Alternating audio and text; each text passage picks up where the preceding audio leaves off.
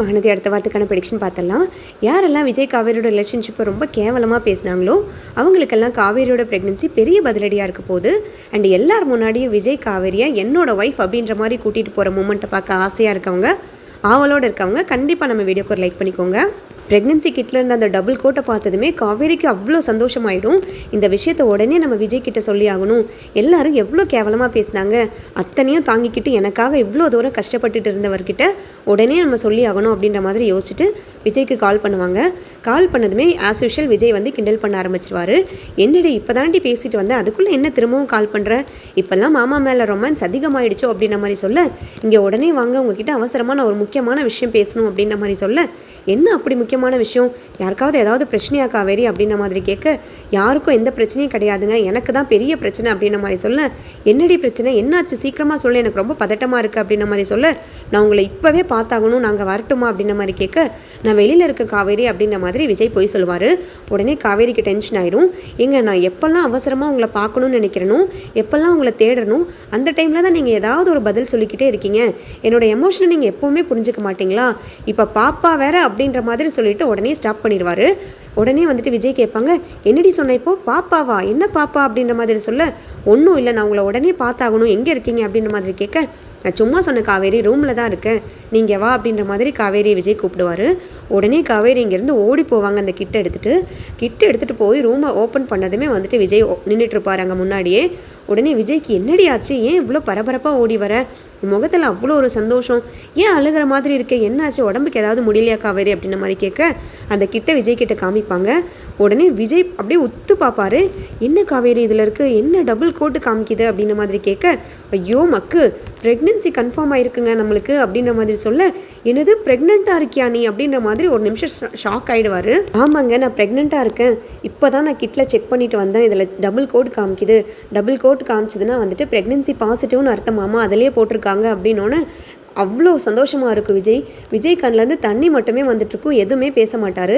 காவேரி அப்படியே டைட்டாக ஹக் பண்ணி, என்ன காவேரி சொல்கிற, இந்த மாதிரி சமயத்தில் இப்படி ஒரு சுச்சுவேஷனில் வந்து இந்த மாதிரி விஷயத்த சொல்லும் போது நான் எப்படி ரியாக்ட் பண்ணுறதுனே தெரில காவேரி, எனக்கு எவ்வளோ சந்தோஷமாக இருக்குது தெரியுமா, இந்த உலகத்துலேயே நான் தான் இப்போ ஹாப்பியான மனுஷன்னு சொல்லலாம், எல்லாத்தையுமே இழந்து ஒரு அனாதை மாதிரி இப்போ நின்றுட்டுருக்கேன் எல்லார் முன்னாடியும், இப்போ எனக்கு ஒரு குழந்தை வரப்போகுது, உனக்கான ஒரு பந்தம் வரப்போகுதுன்னு நீ வந்து காமிக்கும் போது நான் எனக்கு என்ன பண்ணுறதுனே தெரியலம்மா அப்படின்ற மாதிரி காவேரியை டைட்டாக ஹக் பண்ணி நெத்தியில் கன்னத்தில் எல்லா இடத்துலையும் கிஸ் கொடுப்பாரு. உடனே அப்படியே காவேரியை தூக்கிடுவார். காவேரி ஐயோ விடுங்க விடுங்க, என்னங்க பண்ணுறீங்க, விடுங்க என்ன அப்படின்ற மாதிரி காவேரி கத்த, உடனே காவேரி கீழே விட்டுட்டு கையை பிடிச்சி அழுகுவார் பயங்கரமாக. ப்ளீஸுங்க அழுகாதீங்க, எனக்கும் கஷ்டமாக இருக்குது, ப்ளீஸ் அழுகாதீங்க விஜய் அப்படின்ற மாதிரி காவேரி சமாதானம் சொல்ல, காவேரியும் பயங்கரமாக அழுகுவாங்க. இங்கே நம்ம எல்லாரும் எவ்வளோ நம்மளை கேவலமாக பேசினாங்க, நம்ம வந்து ஒப்பந்தத்தில் தான் வந்துட்டு ஹஸ்பண்ட் அண்ட் ஒய்ஃபாக வாழ்ந்துட்டு இருந்தோம், நம்மளுக்குள்ளே எந்த ரிலேஷன்ஷிப்புமே கிடையாது அப்படின்ற மாதிரி எவ்வளோ பேர் சொல்லும்போது எனக்கு எவ்வளோ ஹர்ட்ஃபுல்லாக இருந்துச்சு தெரியுமா. நேற்றுக்கெல்லாம் என் அத்தை வந்து தாலியை கூட கழட்ட சொல்லிட்டாங்க, நீங்கள் கட்டின தாலி 3 முடிச்சு போட்டதை நீங்கள் என்றைக்கு என் கழுத்தில் தாலி கட்டினீங்களோ அப்போவே நான் உங்களை வந்துட்டு ஹஸ்பண்டாக ஏற்றுக்கிட்டு வாழ ஆரம்பிச்சிட்டேன், அது கான்ட்ராக்டாக இல்லையோ அப்படின்ற மாதிரி தான் என் மைண்ட் செட் பண்ணி நான் வாழ்ந்துட்டு இருந்தேன். அந்த தாலியை நேற்று எனக்கு கழட்டி எரிய சொல்லும்போது என் மனசு எப்படி பதட்டமாச்சு தெரியுமா, என் மனசு அப்படியே துடிச்சு போயிடுச்சு, அந்த மாதிரி ஒரு சுச்சுவேஷனில் நானும் இருந்தேன். இப்போ பார்த்தா நான் கிட்டில் ட்ரை பண்ணி பார்த்ததும் டபுள் கோடு காமிக்கிறது, எனக்கு ஒன்றுமே புரிய மாட்டேங்குதுங்க அப்படின்ற மாதிரி சொல்ல, நீ ஒன்றும் பயப்படாத காவேரி, நீ எதுக்காகவும் பதட்டப்படாத, இனி உன் கண்ணிலேருந்து நான் ஒரு சொட்டு கண்ணீரை கூட பார்க்கக்கூடாது, நீ எதுக்காகவும் கவலைப்படக்கூடாது, உன் வயிற்றில் வளர்றது என்னோட குழந்தைடி, என் குழந்தை வந்துட்டு சந்தோஷமாக இருக்கணும், இனி யார் என்ன சொல்கிறாங்கன்னு பார்த்துடலாம், என் பொண்டாட்டிவா என் பொண்டாட்டியே கிடையாது, நீ ஒப்பந்தத்தில் தான் வாழ்ந்திருக்க, கான்ட்ராக்டில் வாழ்ந்திருக்க, காவேரிக்கும் உனக்கும் என்ன சம்மந்தம்னு எத்தனை பேர் என் சட்டையை பிடிச்சி கேள்வி கேட்டாங்க. அப்போல்லாம் வந்துட்டு பூனி குறுகி நான் நின்றுட்டு இருந்தேன். இப்போ நான் வாழ்ந்த வாழ்க்கைக்கான அர்த்தமும் நீ என் பொண்டாட்டி அப்படின்ற மாதிரி நான் நெஞ்ச நிமித்திட்டு சொல்கிறதுக்கான ஒரு வாய்ப்பும் எனக்கு கிடச்சிருக்கு. இதை நான் எக்காரணத்தை கொண்டும் மிஸ் பண்ண மாட்டேன். இனிமேல் நான் சொல்கிற கேட்டுக்கோ காவேரி, உங்கள் அம்மாக்காகவும் நான் யோசிக்க மாட்டேன், உன் ஃபேமிலியில் யாருக்காகவும் யோசிக்க மாட்டேன். நீ என் பொண்டாட்டிங்கிறது இந்த ஊரறிஞ்ச விஷயம் ஆயிடுச்சு இப்போது. ஸோ இதை யார் வந்துட்டு வேண்டான்னு சொல்கிறாங்க, யார் இதை எதிர்த்து கேள்வி கேட்குறாங்கன்னு நானும் பார்த்துட்றேன். யாராவது ஏதாவது என்ன சொன்னாங்க, இதுக்கு மேலே நான் மனுஷனாகவே இருக்க மாட்டேன். நான் எத்தனையோ வாட்டி எத்தனையோ சுச்சுவேஷனில் எத்தனையோ டைம் அசிங்கப்பட்டு தலை குனிஞ்சு நின்றுருக்கேன். அதுக்கெல்லாம் வந்துட்டு சரியான விடை தான் இப்போ எனக்கு கிடைச்சிருக்குன்னு நான் நினைக்கிறேன் காவேரி அப்படின்ற மாதிரி சொல்ல, ப்ளீஸுங்க நீங்கள் கண்ட்ரோல் பண்ணுங்கள் உங்களோட எமோஷனை, இப்படிலாம் கோவப்படாதீங்க. இந்த மாதிரி ஒரு நல்ல சுச்சுவேஷன் நல்ல எமோஷனை வந்துட்டு நம்ம தப்பாக கொண்டு போயிடக்கூடாது. நம்ம ப்ரெக்னென்சி சொல்கிறோன்னா வந்துட்டு எல்லாரும் அதை பார்த்து சந்தோஷப்படணுமே தவிர நம்மளை எதுவும் சபிக்கிற மாதிரி நம்ம நடந்துக்கக்கூடாது. அது நம்மளுக்கும் நல்லது கிடையாது, நான் வயிற்றில் வளர நம்ம குழந்தைக்கும் நல்லது கிடையாது.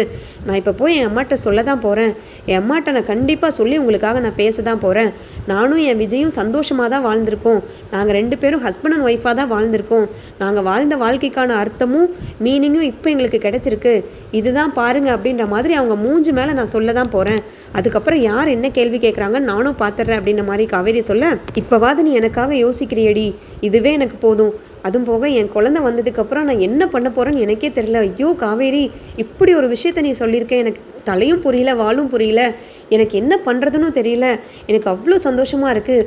சாதாரணமாக உன்னோட பர்த்டேவே வந்துட்டு உலகம் ஃபுல்லாக செலிப்ரேட் பண்ணுற அளவுக்கு அவ்வளோ ஹைப் கொடுத்து நான் செலிப்ரேட் பண்ணாலும் இப்போ நீ எவ்வளோ பெரிய விஷயத்த சொல்லியிருக்க. நான் பாட்டுக்கு அம்முன்னு இருக்கேன் பாரு. விஜய் பாட்டுக்கு அமைதியாக இருக்கிறது என்னாலேயே வந்துட்டு தாங்கிக்க முடியல. அந்த மாதிரிலாம் அமைதியாக இருக்கக்கூடிய ஆளே கிடையாதே நான். என் பொண்டாட்டி ப்ரெக்னெண்ட்டாக இருக்கா, எனக்கு ஒரு குழந்தை வரப்போகுது அப்படின்ற மாதிரி விஷயத்த நான் இந்த ஊர் முழுக்க வந்துட்டு கொண்டாடுற மாதிரி சொல்லணும். இந்த விஷயத்தை நான் உடனே தாத்தா பாட்டிக்கிட்ட சொல்லணும். அவங்க சொன்னால் எவ்வளோ சந்தோஷப்படுவாங்கன்னு தெரியுமா? எத்தனையோ தடவை நம்ம பிரிஞ்சிருக்கும் போது, நம்ம வந்துட்டு கோவமாக இருக்கும்போது, நம்ம 2 பேத்துக்குள்ளே எந்த ஒரு ரிலேஷன்ஷிப் பாண்டிங்குமே இல்லாத இருக்கும்போது தாத்தா என்கிட்ட எவ்வளோ தடவை கேட்டிருப்பார் தெரியுமா? எப்படா எனக்கு பேரம்பேத்தி பெற்று கொடுக்க போகிற, பெற்று கொடுத்தீங்கன்னா நாங்கள் பாட்டுக்கு வளர்த்துக்கிட்டு இருப்போம், ஏன்டா எங்களை இப்படி கஷ்டப்படுத்துகிற வயசான காலத்தில் அப்படின்ற மாதிரி சொல்லி எத்தனை முறை வருத்தப்பட்டிருப்பாரு. இப்போ மட்டும் நான் தாத்தா கிட்ட சொன்னேன், அவர் என்ன பண்ணுவாருன்னே தெரியல. உடனே ஓடி வந்து என் மருமகளை உடனே எங்கள் வீட்டுக்கு அனுப்புங்கன்னு சொல்லிட்டு உன் கையை பிடிச்சி கூட்டிகிட்டு போனாலும் போயிடுவார். இதுக்கு மேலே தாத்தாவும் கண்ட்ரோல் பண்ணவே மாட்டார். உன் அம்மா வந்துட்டு எதிர்த்து பேசினாலும் சரி, கண்டிப்பாக உங்கள் அம்மாக்கான பதிலடி நான் கொடுத்தே ஆவேன். இதுக்கு மேலே வந்துட்டு அத்தை ஏதாவது பேசினாங்க, நான் சும்மா இருக்க மாட்டேன் காவேரி. அதுக்கப்புறம் நான் ஏதாவது பேசி நீ என்ன கோவப்படாத, என் மேலே கோவப்பட்டு என்னை வெறுக்கிற வேலை வச்சுக்காத. ஏன்னா எவ்வளவோ தடவை வந்துட்டு நானே அசிங்கப்பட்டு நின்றுருக்கேன். ஏன் நீயே கூட இந்த வீட்டிலேருந்து கிளம்புன்னு சொல்கிற அளவுக்கு நான் அசிங்கப்பட்டிருக்கேன்னு உனக்கே தெரியும். அதெல்லாம் மீறி இப்படி ஒரு நல்ல விஷயம் நடந்திருக்கு. இதுக்கப்புறமும் அவங்க மனசு மாறாமல் இருந்தாங்கன்னா நான் என்ன பண்ணுவேன்னு எனக்கே தெரியாது அப்படின்ற மாதிரி விஜய் சொல்ல, உடனே காவேரி விஜயை ஹக் பண்ணிடுவாங்க. விஜய் ஹக் பண்ணிவிட்டு, ப்ளீஸுங்க கோவப்படாதீங்க, எனக்காக இப்படி ஒரு நல்ல விஷயம் நடந்திருக்கு. இதை நம்ம போய் சாஃப்டாக சந்தோஷமாக எல்லாத்துக்கிட்டையும் சொல்லலாம், கண்டிப்பாக எல்லாரும் ஏற்றுக்குவாங்கன்ற நம்பிக்கை எனக்கு இருக்குது அப்படின்ற மாதிரி சொல்லிவிட்டு, சரி நான் முதல்ல போய் அம்மாட்ட பேசுகிறேங்க, நீங்கள் இப்போ வர வேண்டாம், பேசிவிட்டு நான் கூப்பிட்றேன், அதுக்கப்புறம் நீங்கள் வாங்க, இப்போ அவசரப்படாதீங்க அப்படின்ற மாதிரி சொல்லிவிட்டு காவேரி வந்து அவங்க வீட்டுக்கு போயிடுவாங்க. உள்ளே போனதுமே சாரதா நின்றுக்கிட்டு இருப்பாங்க. சாரதா கிட்டே போய், முதல்ல நம்ம அக்காட்ட சொல்லலாமா? சரிச்சா வேண்டாம் வேண்டாம், அக்காட்ட சொன்னால் இன்னுமே அவள் ஷாக் ஆகிடுவா, பேசாமல் டேரெக்டாக நம்ம அம்மாட்ட சொல்கிறது தான் மரியாதை. அதுக்கப்புறம் அக்கா கிட்ட சொல்லிட்டேன், என்கிட்ட மறைச்சிட்டேன்ற மாதிரி அதுக்கு ஒரு பெரிய பிரச்சனையே கிளம்பிடும், நம்ம அம்மா கிட்ட சொல்கிறது தான் நல்லது அப்படின்ற மாதிரி யோசிச்சுட்டு சாரதா கிட்டே போய் நிற்பாங்க. சாரதா கிட்டே போய் நின்னதுமே, ஏன்டி என் கிட்டே வந்து ஒட்டி நின்றுட்டுருக்க, என்ன பிரச்சனை, ஏதாவது வேணுமா, காஃபி டீ ஏதாவது வேணும்னா சொல்லிடி, இப்போ என்ன வாந்தி பரவாயில்லையா அப்படின்ற மாதிரி சாரதா கேஷுவலாக கேட்க, உடனே காவேரி, அம்மா உங்ககிட்ட நான் ஒரு முக்கியமான விஷயம் சொல்லணுமா, நீ சொன்னால் கோவப்படாதம்மா, எதையுமே வந்துட்டு பொறுமையாக எடுத்துக்குமா, நான் உங்ககிட்ட சொல்லியே ஆகணும், எனக்கு வேறு வழி தெரியல, இதை சொல்லாமல் என்னால் மறைச்சும் வைக்க முடியாதுமா அப்படின்ற மாதிரி சொல்ல, என்னடி மறைச்சி வைக்க முடியாது, உங்ககிட்ட ஒரு விஷயம் சொல்லணுங்கிற, அடுத்தது பெரிய குண்டா என் தலையில் எடுத்து போட போறியா, வேறு ஏதாவது வேலைத்தனை பண்ணி வச்சிட்டியா, என்னென்னு சொல்லி தொலைடி அப்படின்ற மாதிரி கேட்க, உடனே எல்லாரும் வந்துடுவாங்க. இவங்க கத்தின கற்றுக்கு வந்துட்டு உள்ளே இருந்த கங்கா, அவங்க அம்மாச்சி எல்லாருமே வெளியில் வந்துடுவாங்க. கரெக்டாக அந்த டைமில் பார்த்தீங்கன்னா சாந்தியும் குமரனும் வெளியில் போயிருப்பாங்க. அதனால் வந்துட்டு சாந்திக்கிட்டேருந்து எந்த பிரச்சனையுமே வராமல் இருக்கும்.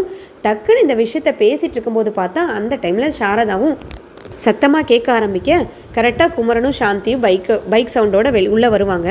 உள்ளே வந்ததுமே, ஏண்டி எல்லாரும் ஹாலில் இப்படி நின்றுட்டுருக்கீங்க, பேந்த முழிச்சுக்கிட்டு நின்றுட்டுருக்கீங்க, காவேரி பாட்டுக்கு ஒரு மாதிரி திருன்னு முழிச்சிட்டு இருக்கா, சாரதா நீ வேறு ஆக்ரோஷமாக கோவமாக நிற்கிற, ஏண்டி ஏதாவது பிரச்சனையா, அந்த பையங்கிறது திரும்ப ஏதாவது பிரச்சனை பண்ணிட்டானா அப்படின்ற மாதிரி கேட்க, அதெல்லாம் ஒன்றும் இல்லை மதனி, காவேரி ஏதோ முக்கியமான விஷயம் சொல்லணும்னா அதுதான் என்னன்னு சொல்லி நான் அதட்டிக்கிட்டு இருக்கேன் அப்படின்ற மாதிரி சொல்ல, காவேரி எல்லார் முன்னாடியுமே சொல்லிடுவாங்க, அம்மா நான் ப்ரெக்னெண்ட்டாக இருக்கம்மா, இப்போ தான் செக் பண்ணேன், ப்ரெக்னென்சி வந்து பாசிட்டிவ்னு வந்திருக்கு அப்படின்ற மாதிரி கத்தி சொல்ல, சாரதா அப்படியே ஸ்டன்னாகி நின்றுவாங்க.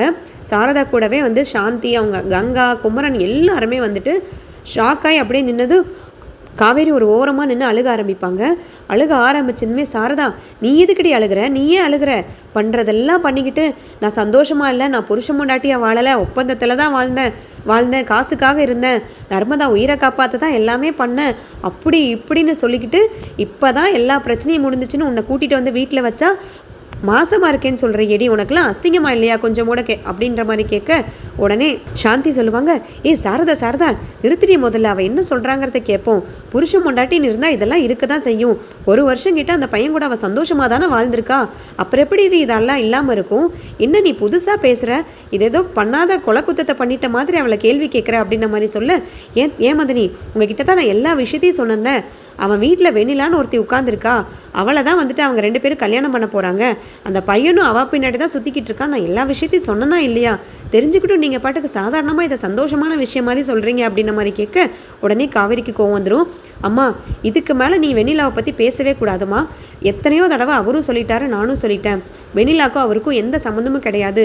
ஒரு குற்ற உணர்ச்சினால மட்டும்தான் அந்த பொண்ணுக்கு ட்ரீட்மெண்ட் போயிட்டுருக்குன்னு நீ ஏமா திரும்ப வெண்ணிலாவை பற்றி சொல்லி வந்துட்டு எங்கள் வாழ்க்கையை கெடுக்கிற? அவர் தான்மா என்னோட ஹஸ்பண்டு, நான் அவர் கூட தான் வாழ்ந்தாகணும், எல்லாருமே நாங்கள் ஒப்பந்தத்தில் தான் வாழ்ந்திருக்கோம் அப்படின்ற மாதிரி சொல்லிக்கிட்டு இருந்தீங்க. இப்போ இதுக்கு என்ன பதில் சொல்ல போகிறீங்க? நாங்கள் 2 பேரும் சந்தோஷமாக தான் வாழ்ந்திருக்கோம். நாங்கள் 2 பேரும் புருஷ முன்னாட்டியாக தான் வாழ்ந்ததுக்கான அர்த்தம் தான் இது. இதுக்கு மேலே நான் விஜய் பிரிஞ்சு இருக்கவே முடியாதுமா, அவர் தான்மா என் புருஷன் அப்படின்ற மாதிரி சொல்ல, ஏண்டி அன்னைக்கு பசுபதி வந்து இத்தனை பேத்து முன்னாடி வந்துட்டு ஒப்பந்தத்தை தான் உன் பொண்ணு பணத்துக்காக ஆசைப்பட்டு வாழ்ந்திருக்கா அப்படின்ற மாதிரி என் நாக்கு பிடிங்கிருக்கிற மாதிரி கேள்வி கேட்டுட்டு போனானே. இப்போ நீ மாசமாக இருக்கன்னு சொன்னால் அந்த மாசமாக இருக்க குழந்தைக்கு அப்போ யாருன்னடி கேவலமாக பேசுவாங்க? நீ 4 பேர்த்துக்கிட்ட போய் தான் வந்துட்டு இந்த மாதிரி மாசமாயிட்டுன்னு சொல்லிட்டு 4 பேர் 4 விதமாக பேச மாட்டாங்க. இப்படி ஒரு குழந்தைய நீ பெத்தெடுக்கிறதுக்கு அதை பேசாமல் நீ அழிச்சிட்டு போயிடலாம், கருவை பேசாமல் களைச்சிட்டு போயிடலாம் அப்படின்ற மாதிரி சொல்ல காவேரி பயங்கர ஆக்ரோஷமாயிருவாங்க. நிறுத்துமா முதல்ல, நீ எனக்கு அம்மாவே கிடையாது. இந்த மாதிரி ஒரு வார்த்தை உன் வாயிலிருந்து வந்துருச்சுல்ல, நீ எனக்கு அம்மாவே கிடையாது. என்னம்மா மற்றவங்க பேசுவாங்க, மற்றவங்க முன்னாடி அசிங்கமாக இருக்குன்னு சொல்லி என் வாழ்க்கையை இப்படி கெடுத்துட்டியம்மா நீ. அவர் என் மேலே உயிரையே வச்சுருக்காரு, என்னை மகாராணி மாதிரி வந்துட்டு பார்த்துருக்காரு. உன்னைக்காக மட்டும்தான் நீ கோவமாக இருக்க, உன்னை சமாதானப்படுத்தணுன்ற ஒரே காரணத்துக்காக தான் அப்படி ஒரு வீட்டில் வந்துட்டு எனக்காக ஒவ்வொரு நாளும் கஷ்டப்பட்டுட்ருக்காரு. அப்படி இருக்கும்போது நீ அவரோட பிள்ளையவே வந்துட்டு நீ கலைக்க சொல்கிறியா? இது மட்டும் அவருக்கு தெரிஞ்சுது, அவர் என்னை என்ன பண்ணுவாருன்னு தெரியாது. உன் மேலே இருக்க கொஞ்ச நெஞ்ச மரியாதையும் வந்துட்டு கண்டிப்பாக போயிடும். இதுக்கு மேலே நீ ஒரு வார்த்தை கூட பேசக்கூடாதுமா அப்படின்ற மாதிரி சொல்ல கங்கா, சாந்தி எல்லாருமே போய் சாரதாவை கண்ட்ரோல் பண்ணுவாங்க.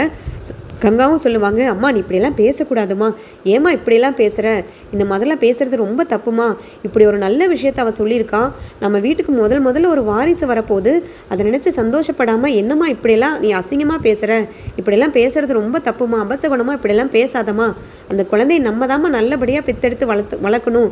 அப்படி நீ சந்தோஷப்பட்டு பேசாமல் இப்படி பேசுகிறியம்மா அப்படின்ற மாதிரி சொல்ல எனக்கும் ஆசை தாண்டி. நம்ம வீட்டுக்கு முதல்ல ஒரு வாரிசு வரப்போகுது, கொண்டாடணும், அதை தூக்கி வச்சு கொண்டாடணுன்ற ஆசை எனக்கும் இருக்க தான் செய்யுது. பட் இப்படி ஒரு காரியத்தை பண்ணிட்டு வந்து நான் எப்படி சந்தோஷமாக அதை ஏற்றுக்க முடியும்? ஒரு பக்கம் அந்த வெண்ணிலா பிரச்சனை, ஒரு பக்கம் இவங்க ஒப்பந்தம் போட்ட பிரச்சனை, எந்த பிரச்சனையுமே ஒரு முடிவுக்கு வராமல் இப்போ வந்து இவன் மாசமாக இருக்கான்னு சொன்னால் அதை நான் எப்படி கேட்டுட்டு சந்தோஷமாக இருக்க முடியும் அப்படின்ற மாதிரி சொல்ல கரெக்டாக காவேரி அந்த இடத்துல மயக்கம் போட்டு விழுந்துருவாங்க. மயக்கம் போட்டு விழுந்ததுமே சாரதா ஓடி போய் ஐயோ என்னாச்சு பிள்ளைக்கு என்னாச்சு, காவேரியை தூக்குங்க அப்படின்ற மாதிரி சாரதா பதட்டமாக ஓடி போய் காவேரியை வந்து தூக்குவாங்க. எல்லாரும் கூடவே சேர்ந்து தண்ணியெல்லாம் எடுத்துகிட்டு வந்து அவங்க மயக்கத்துலேருந்து தெளிய வச்சு என்னாச்சு அப்படின்ற மாதிரி ரொம்ப பதட்டப்படுவாங்க. ஏமா எனக்கு சின்னதாக வந்துட்டு இவ்வளோ